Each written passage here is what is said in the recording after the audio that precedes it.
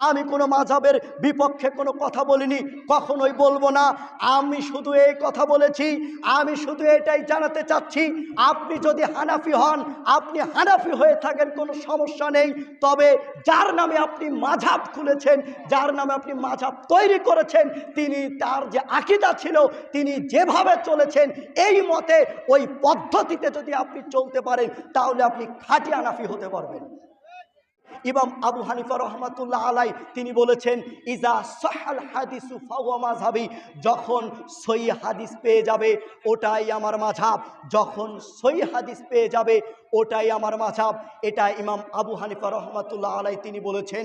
সহিহ হাদিস পাওয়ার পরে, সহিহ হাদিস পাওয়ার পরে আর কোনো মুফতির কোনো এখতিয়ার থাকবে না, আর কোনো মুহাদ্দিসের এখতিয়ার থাকবে না সেই সহিহ হাদিসকে বর্জন করার, সহিহ হাদিসকে বর্জন করার আর কোনো